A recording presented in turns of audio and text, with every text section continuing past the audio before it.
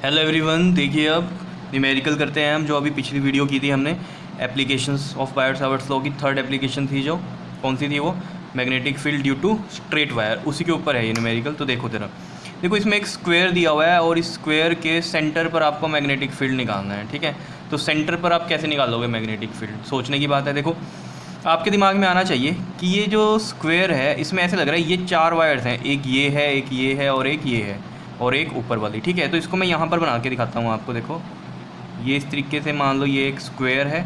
ठीक है, इसके सेंटर पर आपको मैग्नेटिक फील्ड की वैल्यू निकालनी है। ठीक है, ये रहा ए बी सी और ये रहा डी, और इसमें जो करंट फ्लो कर रहा है वो कितना फ्लो कर रहा है आपके पास 10 एम्पियर का। ठीक है, यही है डायग्राम। अब देखो ये मैंने अलग से क्यों बनाया, ताकि आपको पता चले।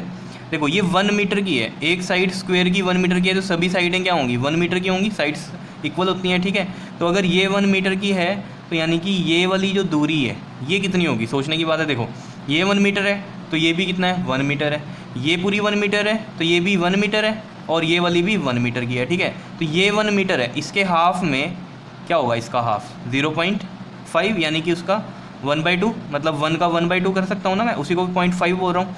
तो ये हो गई 1/2 मीटर सेंटर तक दूरी।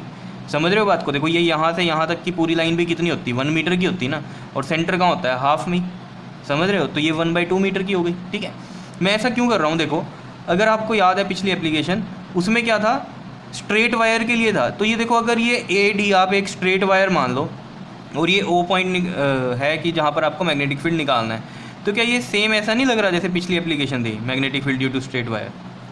समझ रहे हो, उसमें हमने कैसे किया था, अगर आप ये 3 वायर्स को भूल जाओ अभी, ये देखो इसमें इस तरीके से ये और ये है ना, उसके एंड्स को मिलाया था हमने उस पॉइंट पे जहाँ पर आपको मैग्नेटिक फील्ड निकालना है। ठीक है, और वो एंगल क्या थे, एक ये एंगल था φ1 और एक ये वाला एंगल था कौन सा φ2 था। इस तरीके से ही था, अगर याद है आपको एप्लीकेशन तभी समझ में आ रही होगी बात। अब देखो मैं ऐसा क्यों कर रहा हूँ कि ये ए डी के लिए निकाल लूँगा। अगर आप देख रहे हो ए बी, सेम सिचुएशन बनेगी जैसी ए डी के लिए, क्योंकि जहाँ ये जो ए बी है इससे भी दूरी, इसके सेंटर से भी जो दूरी होगी इस ओ पॉइंट की वो कितनी होगी, हाफ मीटर की ही होगी। ठीक है ना, और यहाँ से इस बी सी वायर के लिए भी सेंटर से दूरी ओ की कितनी होगी, हाफ मीटर की होगी। और यहाँ से यहाँ वाली जो ये सी डी लाइन है इसके लिए भी अगर हम देखें तो इसकी भी जो दूरी है सेंटर से ये भी कितनी है, हाफ मीटर की ही होगी। समझ रहे हो, तो मतलब सिचुएशन इन तीनों वायर्स के लिए भी क्या है, इक्वल है। तो मैं करना क्या चाहता हूँ, मैं करना ये चाहता हूँ कि इस वायर के लिए निकालूँ ए डी वायर के लिए, और जो मैग्नेटिक फील्ड ए डी की वजह से आएगा वही इसकी वजह से होगा, वही इसकी वजह से, वही इसकी वजह से। और उस मैग्नेटिक फील्ड को किससे मल्टीप्लाई कर दूंगा मैं, 4 से मल्टीप्लाई कर दूंगा, क्योंकि ये तो 1 के लिए आई है और हमारे पास कितनी है 4 है, तो 4 के लिए कितना होगा 4 से मल्टीप्लाई कर देंगे। समझ पा रहे हो इस चीज़ को। देखो क्या है मतलब, अगर आपको याद है जो उसमें हमारे पास रिजल्ट आया था magnetic field due to straight wire के लिए, क्या रिजल्ट आया था जरा बताओ जरा मैग्नेटिक फील्ड के लिए। यहाँ मैं मैग्नेटिक फील्ड की वैल्यू लिखता हूँ μ0I/4πr। आर ये कौन सा होता है, वायर के सेंटर से पॉइंट की दूरी, ये होता है आर, मतलब यहाँ आर कितना है, हाफ मीटर है। ठीक है, और क्या होता था यहाँ पर sin φ1 प्लस में sin φ2, याद आया कुछ, ये फॉर्मूला होता था। अब देखो इसमें μ0/4π की वैल्यू आपको पता है कितनी होती है, 10⁻⁻7 होती है, याद है। ठीक है, आई की वैल्यू गिवन है हमें कितनी 10 एम्पियर की, तो ये हम 10 लिख देते हैं। और जो आर बचा नीचे, आर कितना होगा, ये जो हमारे पास अगर आपको याद हो पिछली एप्लीकेशन में तो ऐसे ही है, सेंटर से उस पॉइंट की दूरी जहाँ आपको मैग्नेटिक फील्ड निकालना है वो आर लिया था हमने, कैपिटल आर। तो यहाँ कैपिटल आर कितना है, हाफ मीटर का है। ठीक है, तो हाफ मीटर का है तो 1/2 लिखूँगा तो 2 ऊपर चला जाएगा। समझ पा रहे हो। अब बात क्या बची है हमारे पास, ये sin φ1 और sin φ2, तो यानी कि φ1 φ2 की वैल्यू चाहिए हमें, ये वाले, ये φ1 और ये φ2। देखो ये कैसे हमें पता चलेंगे, देखो यहाँ पर मान लो मैंने ये एक स्क्वायर बनाया, ठीक है, इस तरीके से। ठीक, अब देखो ये इसका सेंटर, ये जो डायगनल्स होते हैं ना इस तरीके से, ये जो डायगनल्स होते हैं, ठीक है, इनके बीच में ये जो एंगल्स होते हैं ना, ये भी 90 डिग्री है, ये वाले भी 90 है। ठीक है, एक दूसरे को 90 डिग्री पे कट करते हैं जो ये आपके पास डायगनल्स होते हैं स्क्वायर के, ये प्रॉपर्टी है स्क्वायर की। ठीक है, पता भी होगी आपको, ये भी 90 डिग्री, तो ये भी कितना होगा 90 डिग्री होगा। समझ पा रहे हो, यहाँ से और यहाँ से, मतलब ये 90 डिग्री का हो गया। अगर ये 90 का है तो सेंटर से अगर एक लाइन जाएगी और इसको बाइसेक्ट कर रही है, इसका मतलब इस एंगल को, क्योंकि उस लाइन के एंड से कितना एंगल बन रहा है 90 डिग्री बन रहा है यहाँ पर। समझ पा रहे हो इस चीज़ को। तो उसके सेंटर से जो लाइन पास करेगी तो इस एंगल जो ये 90 डिग्री का एंगल है इसको बाइसेक्ट करेगी। इसका मतलब ऊपर वाला कितना हो जाएगा 45 डिग्री और नीचे वाला भी ये 45 डिग्री। इसका मतलब ये भी कितना है 45 डिग्री का और ये भी कितना है 45 डिग्री का। यानी कि आपके पास यहाँ लिख देता हूँ मैं, आर तो था 1/2 मीटर का, और फाई 1 कितना हो गया 45 डिग्री का, और फाई 2 भी कितना हो गया 45 डिग्री का। बस अब तो कुछ भी नहीं रहा। और साइन 45 बनेगा, ये साइन 45 की बताओ क्या वैल्यू होती है, साइन 45 की वैल्यू 1/√2 होती है। अब तो कर पाओगे आप क्वेश्चन को। आया क्वेश्चन समझ में, कैसे समझ रहे हैं? ठीक है, देखो साइन फाई 1 मतलब कितना, साइन 45 हो गया ये, प्लस साइन फाई 2 ये भी आपके पास 45 हो गया। समझ रहे हो, साइन 45 की वैल्यू भी आपको मैंने बता दी है। अब देखो ज़रा यहाँ पर ये कितना हो गया हमारे पास, ये 10 की पावर -7 और 10 कितना बनेगा बताओ, 10 की पावर -7 और +1 माइनस के 6 बनेगा, और ये 2 आगे यहाँ आ गया। ठीक है, साइन 45 1/√2 प्लस साइन 45 अगेन 1/√2। समझ रहे हो, एलसीएम ले लेते हैं इसका। देखो यहाँ पर हम एलसीएम लेते हैं, √2 क्या आ गया हमारे पास, एलसीएम आ गया।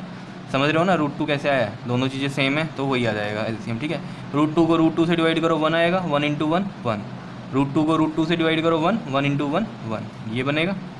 और ये आ गया आपके पास 2 × में 10 की पावर -6। ठीक है, और ये जो मैग्नेटिक फील्ड था ये किसके लिए था, ये एडी के लिए चल रहा है, तो यहाँ लिख दो एडी के लिए बात कर रहे हैं हम ये।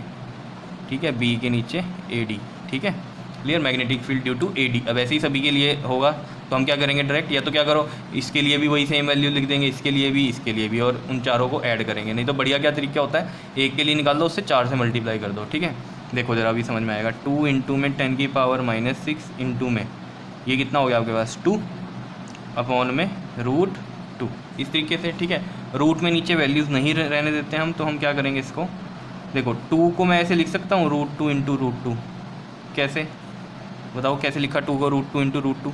देखो √2 × में √2 क्या होता है, √2 का स्क्वायर, और स्क्वायर रूट से कटता है तो 2 बचा, तो 2 को भी यानी कि हम लिख सकते हैं √2 × √2, एक √2 से एक √2 कट गया। ठीक है, ये ऐसा क्यों किया, क्योंकि नीचे √2 नहीं रहने देते हम लोग। ठीक है, तो आपने रैशनलाइजेशन वगैरह में पढ़ी होंगी ये चीज़ें। ठीक है, रूट में नीचे वैल्यू होती है, रैशनलाइज करते हैं। ठीक है, तो यहाँ पर रैशनलाइज करने की ज़रूरत नहीं है। ठीक है, क्योंकि मैंने आपको एक नेक्स्ट लेवल बताया कि 2 को ही तोड़ दो √2 × √2 में, नहीं तो रैशनलाइज करते तब भी यही बात आती। देखो 2 √2 होता ना, तो क्या करते, √2 से इधर मल्टीप्लाई, √2 से इधर मल्टीप्लाई, है ना, ऊपर नीचे, तो √2 से √2 कटता, तो 2 कितना बन जाता है आपके पास, सॉरी √2 हो गया था ना नीचे, तो इसमें आप इनको कट करने की बजाय ऐसे लिखते हैं 2√2, और √2 × √2 क्या होता है 2 होता है, क्योंकि अगर ऐसे कट कर दिया फिर तो नीचे फिर अगेन √2 रह जाएगा, तो कोई फ़ायदा नहीं हुआ। तो √2 क्या बन गया 2, और 2 से ये 2 कैंसिल, अब √2 ऊपर रह गया, तो देख लो यहाँ भी यही हुआ, √2 ही रहा ऊपर, इतने पार्ट को ही किया था ना ही मैंने। समझ रहे होंगे चीज़ों को। ठीक है, तो ये कितना आ गया अब हमारे पास, ये आ गया 2√2 × में 10 की पावर -6, 2 ये और √2 ये बचा, तो जो 10 की पावर -6। ठीक है जी, क्लियर, टेस्ला। लेकिन ये मैग्नेटिक फील्ड सिर्फ आया है एडी की वजह से, अभी हमें किसके लिए चाहिए, टोटल। ठीक है, तो हम यहाँ लिखते हैं net magnetic field. Net magnetic field क्या होगा बताओ, कैसे करेंगे।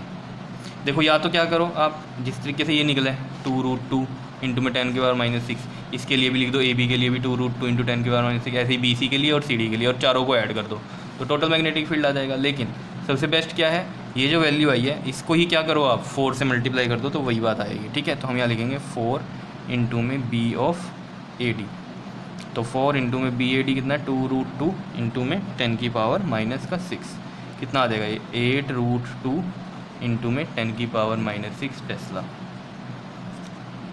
समझ पा रहे हो या नहीं बताओ बात को, सिंपल सी बात थी। ठीक है, तो क्वेश्चन आया समझ में। ठीक है, तो इसको अच्छे से देखो समझो, मेन बात क्या थी कि हमें ये R चाहिए था इसमें। ठीक है, और ये φ1 φ2 की वैल्यू चाहिए थी, बाकी कुछ नहीं था। ठीक है, और जो आंसर आता उसको आपने क्या करना था 4 से मल्टीप्लाई करना था, बस और कुछ नहीं था इस क्वेश्चन के अंदर। ठीक है, कर लोगे, ओके जी, थैंक यू।